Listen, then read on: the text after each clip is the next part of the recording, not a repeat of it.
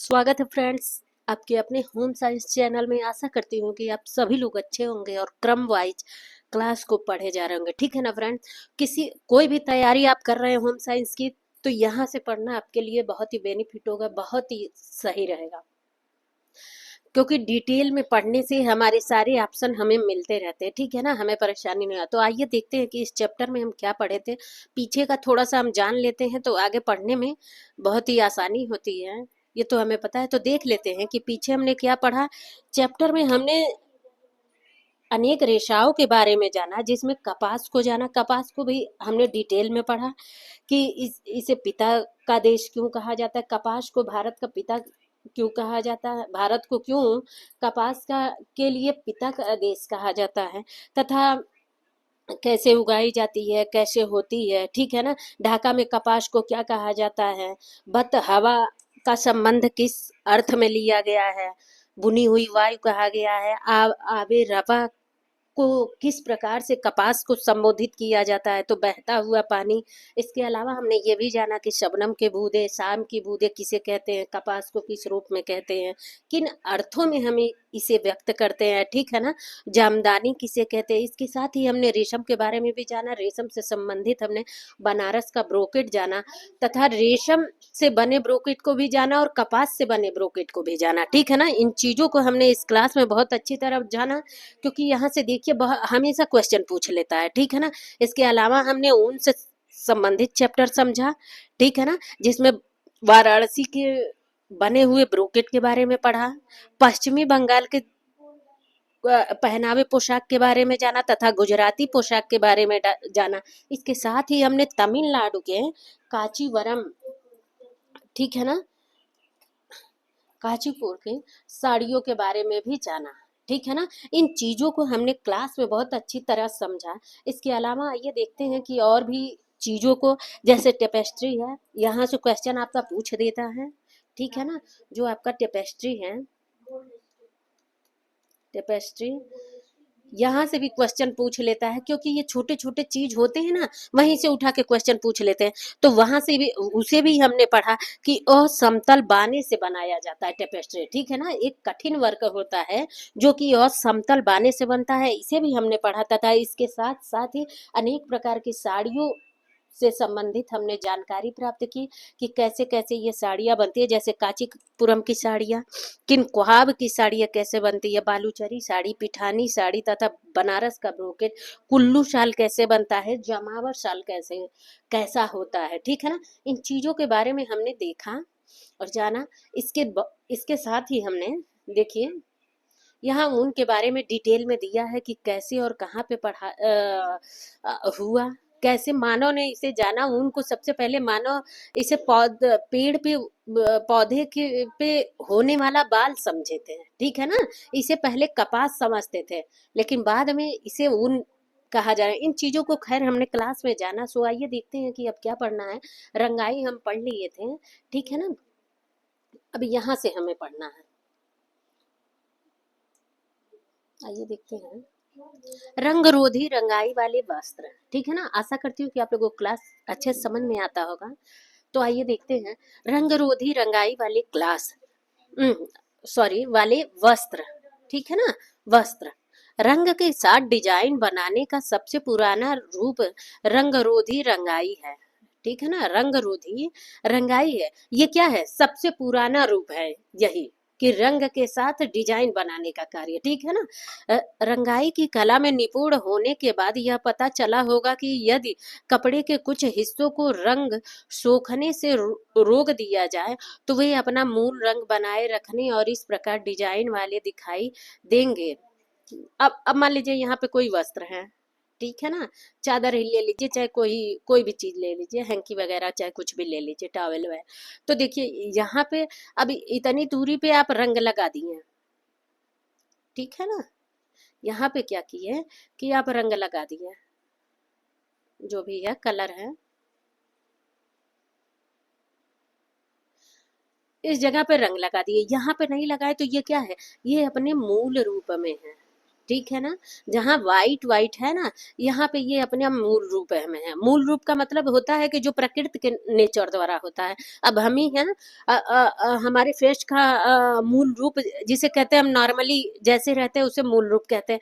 कुछ ज्यादा ही मेकअप करवा लिए, ज्यादा ही ब्यूटी पार्लर जाके ऐसे सज लिए कि हाँ वो चेहरे का मूल रूप ही खो गया कि हाँ आप ही हैं, तो उसी को कहा जा रहा है मूल रूप। ठीक है ना।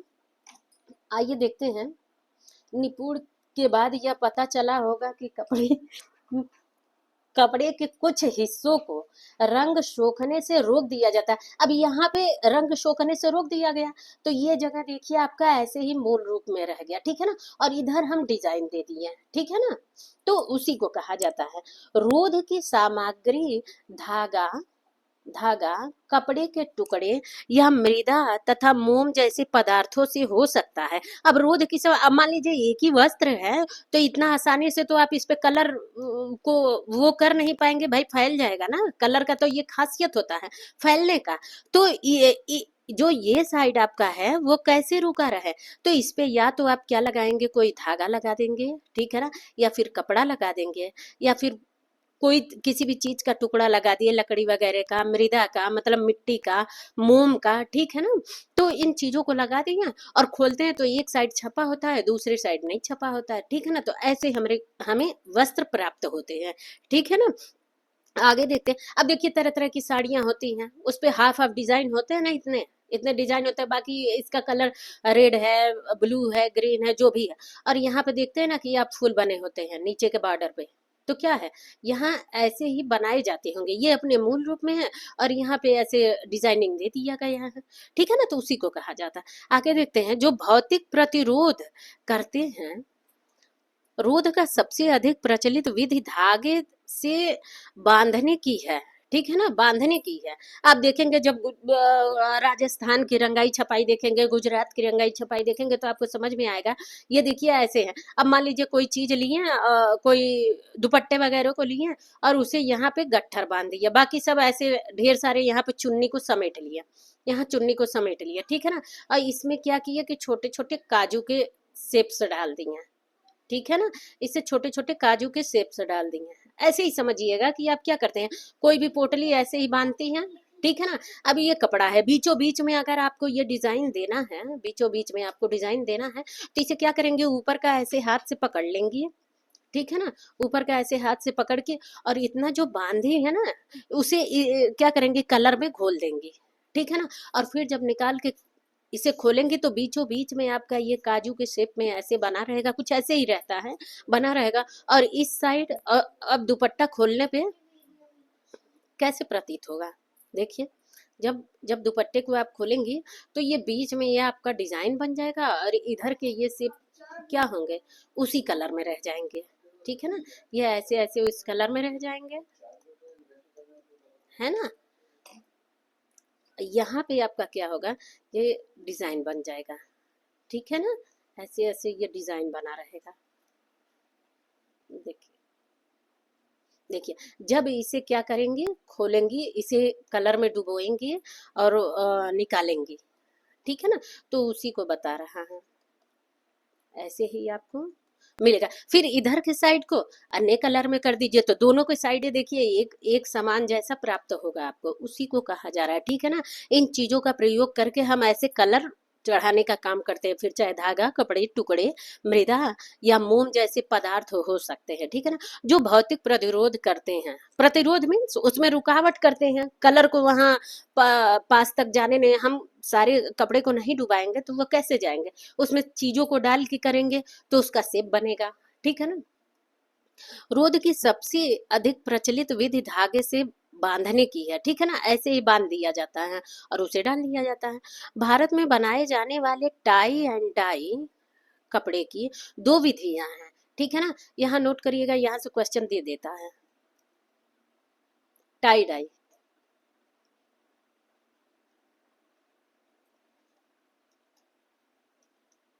इंपॉर्टेंट है, ठीक है ना। टाई डाई दो विधि बता रहा है, कितने विधि बता रहा है, दो विधियों को बता दे रहा है। अब देखिए, फैब्रिक टाई डाई और धागा टाई डाई, ठीक है ना, दो तरह का होता है, एक तो फैब्रिक और धागा, फैब्रिक का मतलब होता है कि जो अभी जो जो रेशे के रूप में अभी है, जो धागे के रूप में, सॉरी, फैब्रिक का मतलब होता है, अब जो हम आपको ये कपड़ा बनाए हैं, ठीक है ना। और धागा का मतलब होता है कि हम मतलब बुनाई के पहले ही कपड़े जो थान के कपड़े आते हैं ना, आप देखते हैं ना, प्लेन प्लेन होते हैं थान के कपड़े, फिर उस पे कढ़ाई वगैरह की जाती है, तो वो क्या होते हैं, धागे द्वारा बुने होते हैं। तो अभी वो भी बुनाई ना हुई हो के बटाई करके जब धागा तैयार होता है ना, तो रेशे को ही रंग दिया जाता है, ठीक है ना। अब ये मान लीजिए तरह तरह के क्या है, आपके रेशे को ही रंग दिया जाता है ना। देखिए, ये रेशे को ही, तरह तरह रेशे को ना रंग दिया जाता है। देखिए, तो इसी को कहा जा रहा है रेशा, मतलब धागा रंगने को। दो तरह से टाई डाई होता है, एक तो धागा रंगा जाता है, और दूसरा क्या होता है, पहला क्या होता है, फैब्रिक अर्थात कपड़े को रंगने का। अभी यहाँ पे हमने आपको कपड़ा रंगने को बता दिया है, ठीक है ना। किसी भी कपड़े को पोटली जैसा बना के रंगिए, फिर चाहे आपका जैसा मन, कोई पत्थर डाल के उसमें गोल गोल शेप कर लीजिए, काजू के शेप का करिए, कोई डिजाइनिंग वाले प्लेट वगैरह है, चाहे कोई छोटे छोटे टॉय के डिजाइन बनाने हैं कपड़े पे, वस्त्र पे, फ्लावर का डिजाइन बनाना है, लीफ का, पत्तियों का डिजाइन बनाना, तो उसे उसमें डाल के तो कपड़े पे रंगते हैं। और यहाँ पे एक धागा ही सीधे रंग दिया जाता है, अर्थात रंगीन कपड़े ही बन जाते हैं, ठीक है ना। तो दो तरह से टाई डाई किया जाता है, नोट करिएगा। अब अगला क्या है आपका, दोनों ही मामलों में, ठीक है ना, दोनों ही मामलों में जिस भाग पर डिजाइन बनाना हो उसे चारों ओर कसकर धागा लपेट कर बांध देते हैं, ठीक है ना। अब ये देखिए, चारों ओर से धागा कस के लपेट के बांध दिया गया है, ठीक है ना। खैर आपके ऊपर है कि जैसा भी आपसे, अब कॉर्नर पे देना है तो कॉर्नर के बांध के ऐसे टांग दीजिए कॉर्नर वाले जगह को, बीच में देना है तो बीच वाले जगह के, नीचे का देना है तो नीचे वाले शेप को बांध के, तो वो आपके ऊपर है, ठीक है ना। और रंगते हैं, रंगाई की प्रक्रिया के दौरान बंधा हुआ अंश अपना मूल रंग बनाए रखता है, ठीक है ना। बंधा हुआ अंश अपना मूल रंग बनाए रखता है, सूखने पर बंधे हुए कुछ भाग खोल दिए जाते हैं तथा कुछ अन्य भाग बांध दिए जाते हैं, इनके बाद फिर रंगा जाता है, ठीक है ना। अब जो ये किनारी रहती है जिसे हम बताए हैं, इसे क्या करते हैं कि इसे बाद में फिर रंगने का काम होता है, ठीक है ना। अभी इसे जो जो साइड का बचता है दुपट्टे का, उसे हम बाद में फिर रंग देते हैं, फिर इसे बांध के ऊपर की तरफ कर लेते हैं, ठीक है ना। तो ऐसे हमारे कलर वाले कपड़े प्राप्त होते हैं।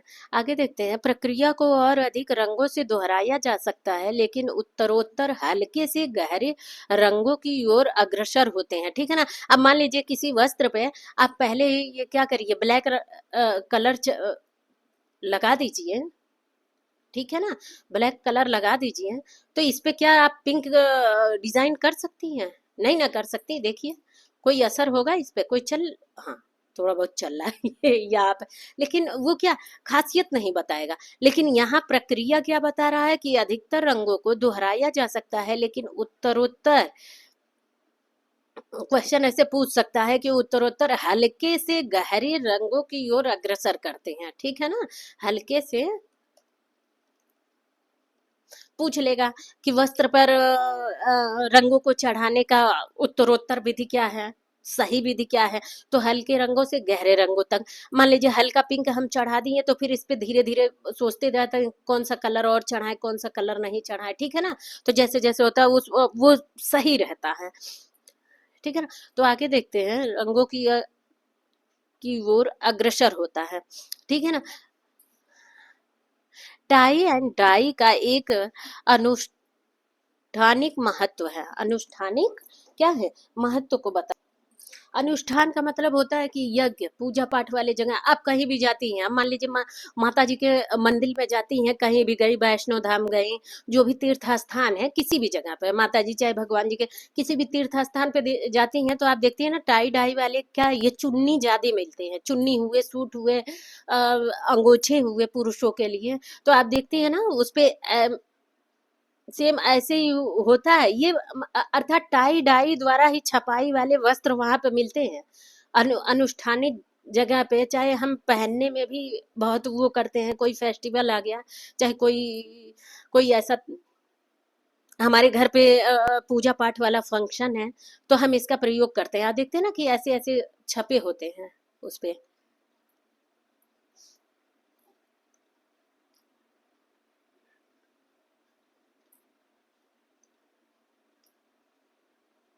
है ना, कलर कलर का सूट होता है इस प्रकार से।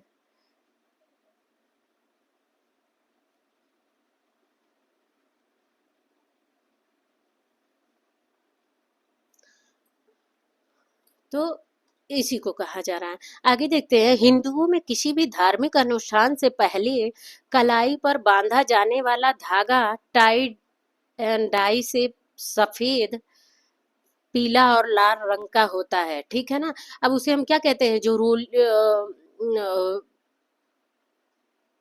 रक्षा सूत्र जो बोलते हैं हम लोग, उसी उसी की बात कर रहा है कि क्या होता है, कथा पूजा होता है घर पे, चाहे कोई भी त्योहार है, कोई ऐसा फेस्टिवल है कि हमारे यहाँ बांधा जाता है, और बांधा जाता है हिंदू परंपरा में तो ज्यादा ये पूजा उजा वाले जगह पे बांधा जाता है। तो देखते हैं ना, वो हाथ पे जो कलावा हम बोलते हैं, उसी के बारे में कह रहा है। और वो कलावा भी क्या होता है, टाई डाई का रूप।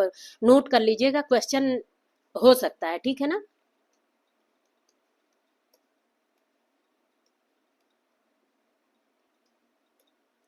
कलावा क्या है, कलावा भी आपका टाई डाई का रूप है, ठीक है ना, टाई डाई का रूप है।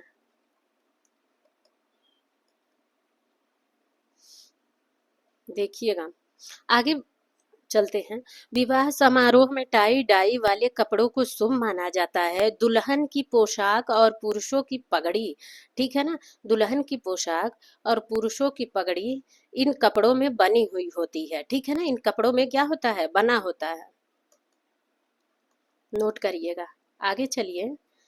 कपड़ा टाई, कपड़ा टाई एंड डाई, बंधनी। अब देखिए कौन कौन से कपड़े हैं यहाँ पे, है ना, ध्यान दीजिएगा कि बंधनी, चुनरी, लहरिया, कुछ इस डिजाइन वाले वस्त्रों के नाम में जिनमें कपड़े के बु, बुनने के बाद टाई डाई द्वारा पैटर्न बनाए जाते हैं।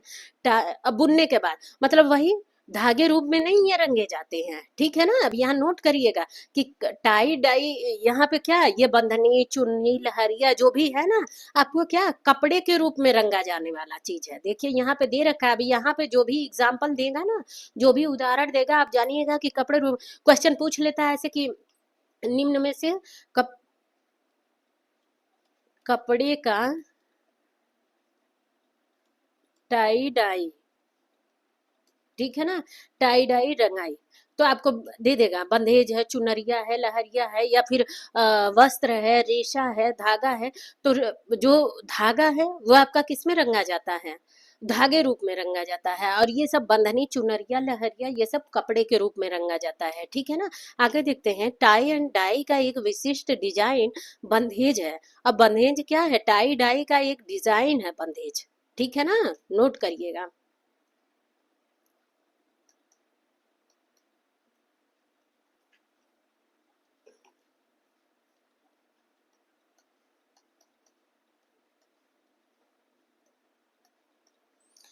जो बंधेज है, आखिर यहाँ ऊपर हम क्या बताए हैं आपको कि बांध के ही यहाँ किया जाता है, तो इसी को कहा जा रहा है। बंधेज क्या है आपका, कि एक डिजाइन है, ये इसी के द्वारा हम डिजाइन देते तो उसी का नाम है बंधेज।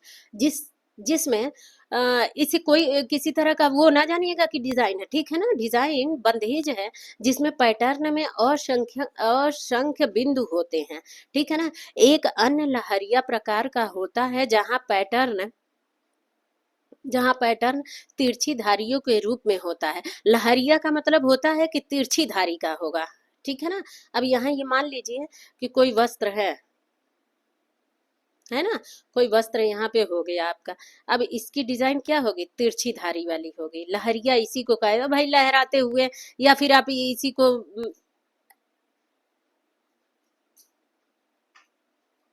एक मिनट, हाँ, या फिर आप इसी को ऐसे ऐसे ऐसे ऐसे कर लीजिए। देखते हैं ना, ऐसे ऐसे साड़ियाँ दुपट्टों पे डिजाइन बने होते हैं, तो इसी को कहते हैं लहरिया, ठीक है ना। लहराते हुए अर्थात जैसे पानी वगैरह बहता है, उसी को कुछ मानिए। लहरिया इसी प्रकार से बोल रहा है, तिरछी डिजाइन रहेगी, है ना। तो इसी को कह रहा है, इसी डिजाइन को कह रहा है। देखिए, अब अगला देखते हैं कि क्या कह कह रहा है।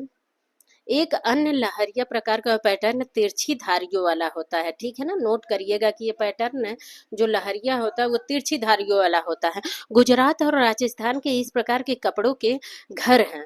कपड़ों के घर हैं, अर्थात घर पे भी इन कपड़ों को बनाया जाता है। अब दूसरा नोट करते हैं, धागा टाई डाई, ठीक है ना। धागे में अब देखिए कि क्या कैसे बता रहा है। धागा टाई डाई डिजाइन वाले कपड़े बनाने के लिए एक जटिल प्रक्रिया के इन्हें, थोड़ा सा पेपर इधर करते हैं, प्रक्रिया के इन्हें हैं, प्रक्रिया के हैं, इन्हें इ- इकात कपड़े कहते हैं, ठीक है ना। इन्हें क्या कहते हैं, इकात कपड़े। अब नोट करिएगा कि जो वस्त्र धागा रंग के बनाए जाते हैं, ठीक है ना, वस्त्र नहीं रंगते हम यहाँ पे, सीधे धागे को रंग के तब बुनाई होती है तो आपका वस्त्र तैयार होता है, उसे क्या कहते हैं, इकात कहते हैं, ठीक है ना।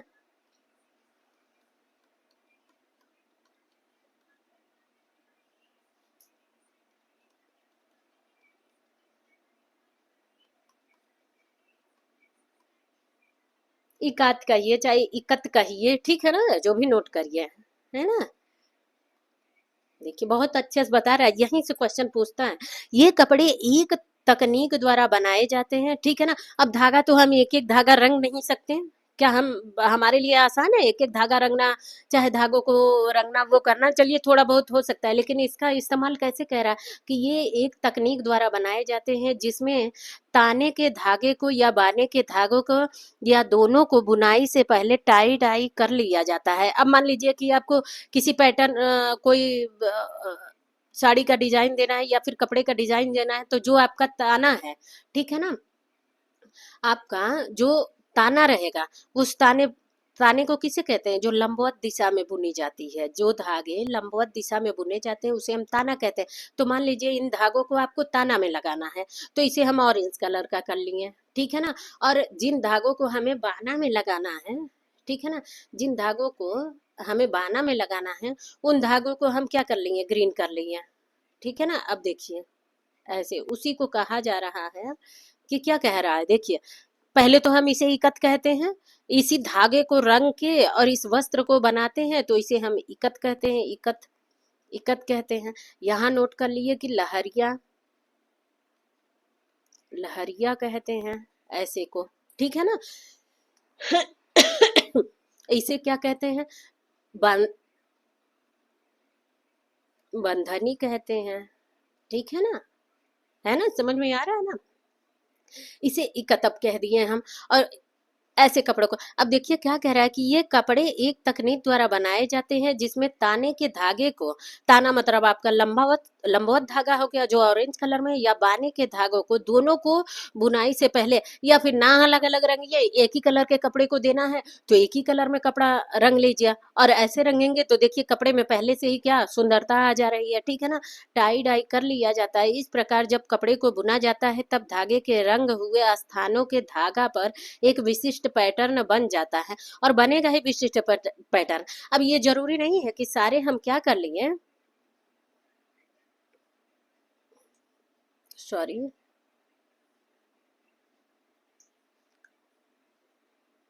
अब देखिए यहाँ पे है कि ये जरूरी नहीं है कि सारे हम धागो ताने धागों को इसी कलर में, भाई हम आधा आधा भी तो शेप दे सकते हैं। अब मान लीजिए यहाँ पे कोई डिजाइन है, ठीक है ना, आप देखिए ध्यान दीजिएगा,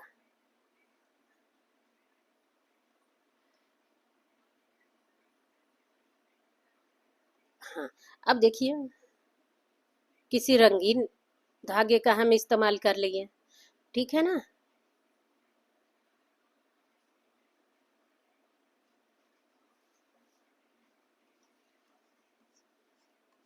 वही देखिए आपका क्या कर रहा है, अलग पैटर्न को बना रहा है ना। यहाँ बनाया नहीं बनाया, अलग पर, तो उसी को कहा जा रहा है। यदि केवल एक ही धागे का, अर्थात केवल ताने या बाने के धागे को टाई डाई की गया हो तो एकल ही कत मिलेगा, अर्थात एक ही कलर के अगर हम वस्त्र को तैयार कर रहे हैं, एक ही कलर के,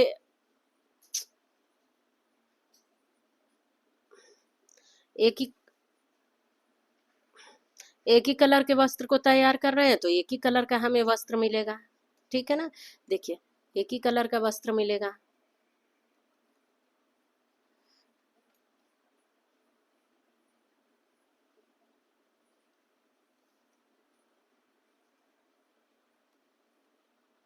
देखिए, ये एक ही कलर का आपको वस्त्र मिलेगा, ठीक है ना। तो वही कहा जा रहा है कि उसे संयुक्त इकत कहते हैं, अर्थात इसे क्या कहेंगे, संयुक्त इकत कहेंगे, ठीक है ना। इसे संयुक्त इकत कहेंगे। अर्थात यहाँ भी क्वेश्चन पूछ सकता है कि एक,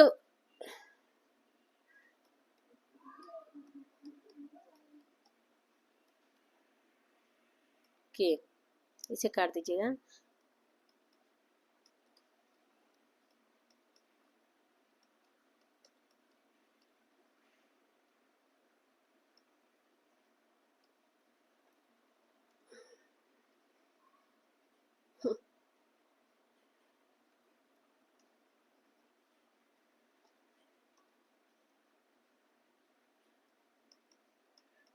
वस्त्र को कहते हैं, तो क्या कहते हैं, संयुक्त इकत कहते हैं, ठीक है ना, नोट कर लीजिएगा।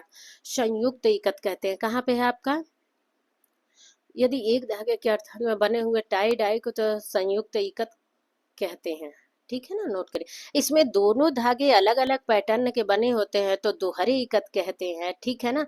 दो तरह के धागे हो तो दोहरे इकत कहते हैं, दोहरे इकत, ठीक है ना, दोहरे इकत कहते हैं।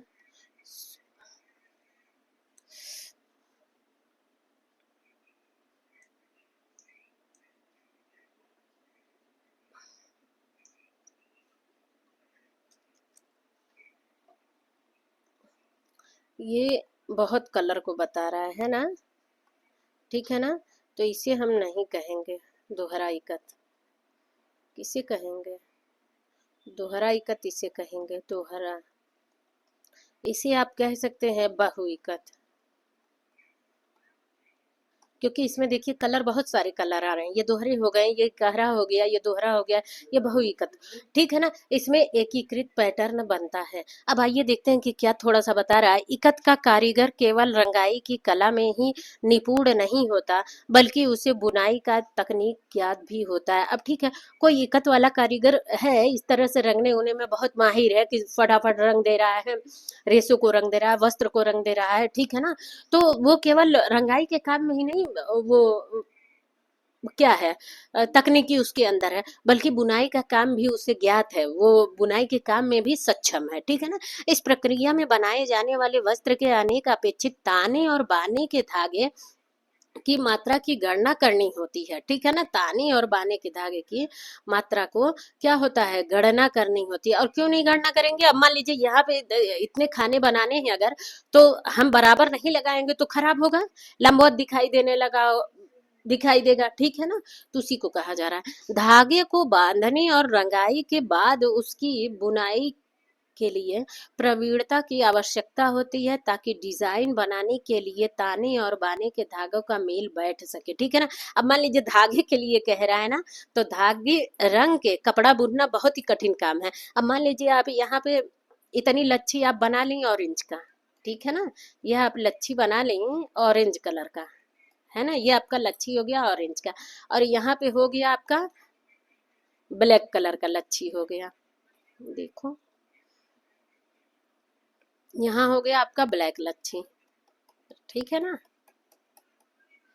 तो यहाँ इतना आसानी से थोड़ी ना, अब उसे किधर के तरफ ये पैटर्न लगाने हैं, ठीक है ना, कहाँ कहाँ लगाना है। एक भी ऑरेंज कलर भाई बुना तो जाएगा उसी मशीन से ही ना, सही वे में सेट ना करेगा तो कैसे धागे को वो करेगा। अभी यहाँ पे देखिए, यहाँ पे क्या कर देगा,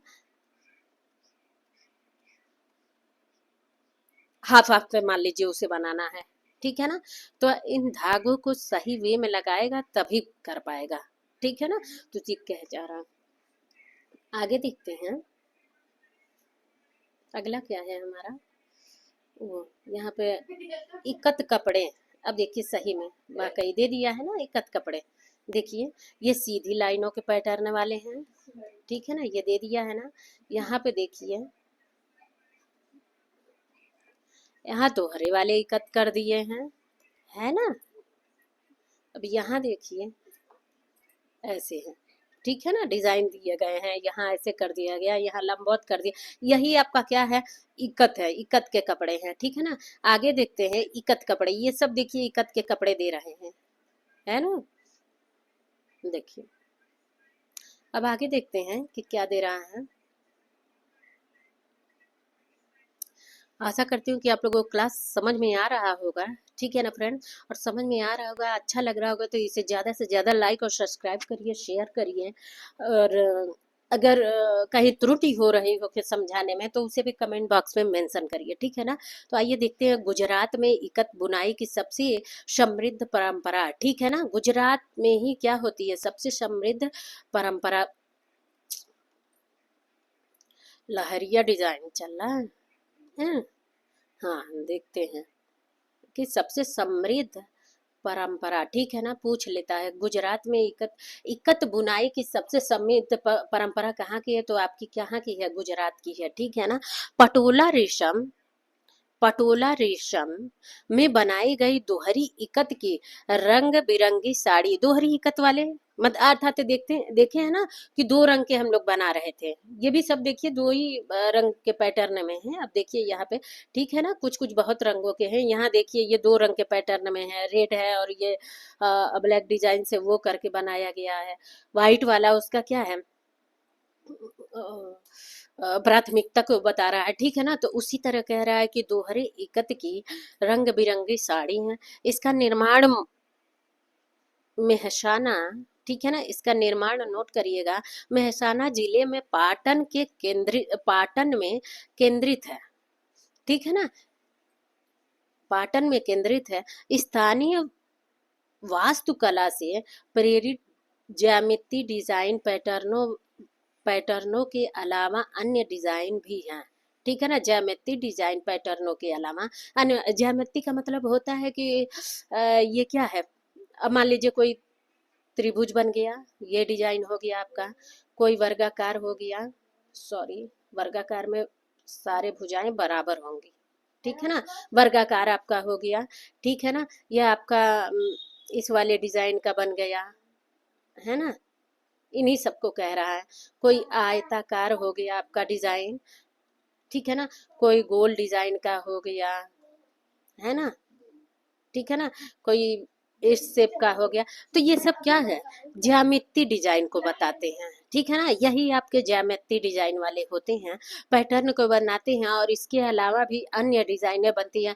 अब कहीं फ्लावर वाले डिजाइन के बन गए, ठीक है ना, कहीं फ्लावर वाले डिजाइन के बन गए, कहीं किसी क्या हुआ जानवरों के डिजाइन के बन गए, ठीक है ना, जानवरों के डिजाइन के बन गए, तो उन चीज को कहा जा रहा है।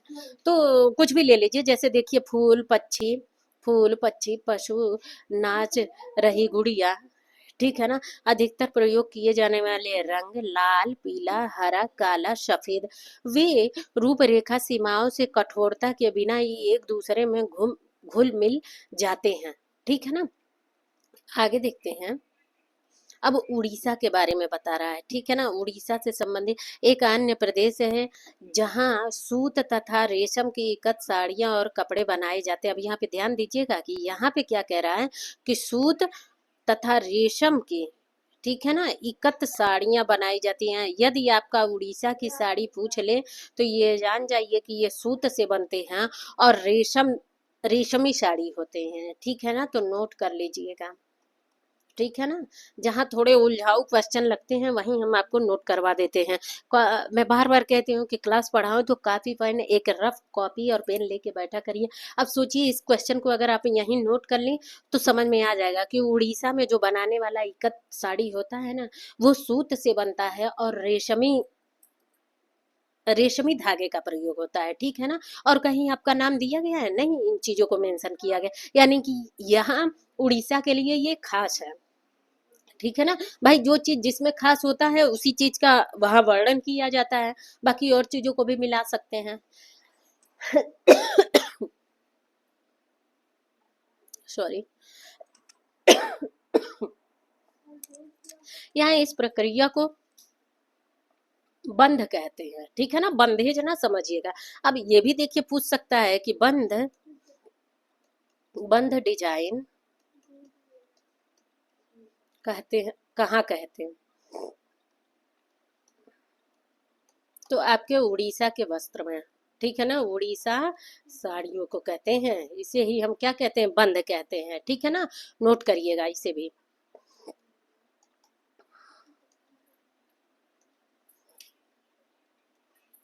है ना, देख आगे देखते हैं। जो एकल या संयुक्त इकत हो सकता है, एकल या संयुक्त इकत हो सकता है, हमने ऊपर पढ़ा है। पटोला की तुलना में यहाँ के डिजाइन कोमल और वक्र रेखाएं रेखीय होते हैं, ठीक है ना, वक्र कोमल, क्या कोमल का मतलब हो गया कि जैसे वो देखने में आपको कोमलता का अनुभव देगा, ठीक है ना, और वक्र का मतलब हो गया कि ऐसे लहराते हुए, ठीक है ना, ऐसे लहराते हुए। ये डिजाइन आपको क्या प्रतीत होता है भाई, पानी ही ऐसे बहने का ये डिजाइन होता है, शेप होता है, ठीक है ना, फूलों के हिलने का, टहनियों के हिलने का ये शेप होता है, पहाड़ियों के ऊपर नीचे होने का ये शेप होता है, तो ठीक है ना। तो ये कोमलता प्रदर्शित करते हैं तथा वक्र डिजाइन रेखीय होते हैं। इनमें छोटे छोटे प्रतीकात्मक डिजाइनों में बुना गया बाने, ठीक है ना, बाने अर्थात ऐसे पड़ी हुई लाइनें बाने में प्रतीत होते हैं। बाने का अतिरिक्त धागा धागा भी डाला जाता है, ठीक है ना, अतिरिक्त धागा भी क्या होता है, डाला जाता है, उसी को बता रहा है। आगे देखते हैं आंध्र प्रदेश, ठीक है ना, क्या बता रहा है, आंध्र प्रदेश। आंध्र प्रदेश की पोचमपल्ली, नोट करिएगा, पूछ लेता है कि निम्न में से पोचमपल्ली साड़ी कहाँ का है, तो आपके आंध्र प्रदेश का है, ठीक है ना। और क्वेश्चन देखिए पहले ही मिल गया। पोचमपल्ली और किराला में सूती इकत कपड़े बनाने की परंपरा है, ठीक है ना, पोचमपल्ली और किराला में, ये वस्त्र का नाम भी है, ठीक है ना। सूती इकत बनाने का, अब यहाँ पे नोट करिएगा, रेशमी इकत कतई ना डालिएगा, जो आंध्र प्रदेश में बनता है। अब हमने ऊपर पढ़ा है, किसके लिए पढ़ा है, ठीक है ना, जो उड़ीसा में हम पढ़े हैं, यहाँ पे क्या क्या बन रहा है, रेशमी धागों का बन रहा है। और यहाँ पे देखिए आंध्र प्रदेश में जो पोचमपल्ली किराला बनता है, जो साड़ियाँ बनती है, वो सूती इकत कपड़े से बनाने की परंपरा है, ठीक है ना, नोट करिएगा। सूती इकत कपड़े से बनाने की क्या है, परंपरा है।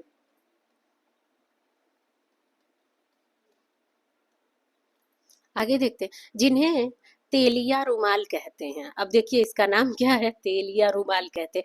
पढ़ेंगे नहीं, डिटेल में कहीं से नहीं पढ़ेंगे तो इन चीजों को ऑप्शनल क्वेश्चन से नहीं सॉल्व कर सकते। क्यों, क्योंकि इतना बीच में से नहीं कोई आपको क्वेश्चन बना के देगा।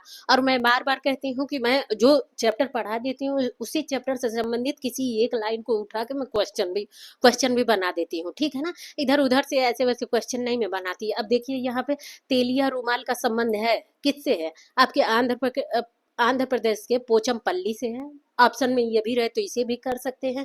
केरला में सूती इकत कपड़े से बने वस्त्रों को, इसे भी आप ट्रिक कर सकते हैं। लेकिन आप पढ़े रहेंगे तब ना कि ये आंध्र प्रदेश में कैसे बनता है, किन रेशों से बनता है, इसे और किस नाम से बुलाते हैं, ठीक है ना। तो यही एक एक क्वेश्चन ही हमें क्या करते हैं, मात देते हैं कंपटीशन में, ठीक है ना।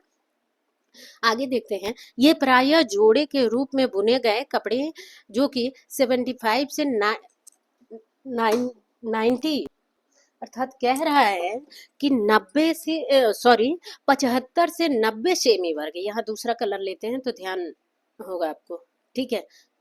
देखिए 90 से कितना कह रहा है, 75 से 90 सेमी वर्ग टुकड़ों में डिजाइन, है ना, टुकड़े के डिजाइन में कह रहा है। अब मान लीजिए अगर 75 75 होता, प- ऐसे समझिए 75 75 होता, तो इसके साथ दोनों भुजाएं क्या होती, चारों भुजाएं क्या होती, बराबर होती, ठीक है ना। इसे भी नहीं कह रहा है। 75 75 अगर इसी को 90 दे देता, ठीक है ना, तो आयत जिसे कहते हैं उसे हम कह देते हैं, ठीक है ना, ये आयत होता है। लेकिन ये कितना कह रहा है, 75 से 90 सेमी का कह रहा है। अर्थात देखिए एक में थोड़ा सा लंबा रहेगा और एक में क्या रहेगा, हल्की सी लंबाई और ये चौड़ाई रहेगी, ठीक है ना। तो ऐसे ही आपके किसी टुकड़े को डिजाइन करने को बता रहा है। इस जो आंध्र प्रदेश की पोचमपल्ली की किराला है ना, सूती इकत, उसमें इस प्रकार के डिजाइन को क्या किया जाता है, बुना जाता है। ठीक है ना, इस प्रकार के डिजाइन वाले वस्त्रों को लगा के बुना जाता है। ठीक है ना, इसी को कहा जा रहा है। आगे देखते हैं। मोटे कपड़े का प्रयोग मच, मछुआ समुदायों द्वारा लुंगियों, साफे लिखा है तो सोफे समझिएगा, सोफे, लंगोटे के रूप में किया जाता है। ठीक है ना, और बारीक कपड़े दुपट्टों तथा बुरकों के रूप में किया जाता है। दुपट्टा समझी रही हैं, बुरके का मतलब होता है जो ये क्या कहते हैं, जो मुस्लिम वर्ग में महिलाएं पहनती है ना, बुरका, उसी को कहा जा रहा है। ठीक है ना, आगे देखते हैं। ठीक है ना, क्लास यहाँ से लंबा हो जाएगा फ्रेंड्स, आज क्लास को यहीं समाप्त करते हैं। कसीदाकारी हम अच्छे से फिर से डिटेल में पढ़ेंगे, क्योंकि इसे बड़ा करके दिया है। ठीक है ना, तो जब इसे हम अच्छे से पढ़ेंगे तभी समझ में आएगा। फ्रेंड्स, अगर क्लास अच्छा लगा हो क्या, तो इसे ज़्यादा से ज़्यादा लाइक और सब्सक्राइब शेयर करिए। और नेक्स्ट अगले क्लास में हम मिलेंगे, कसीदाकारी के साथ अच्छे से समझेंगे, क्वेश्चनों को समझेंगे। सो तब तक के लिए फ्रेंड्स, बाय बाय।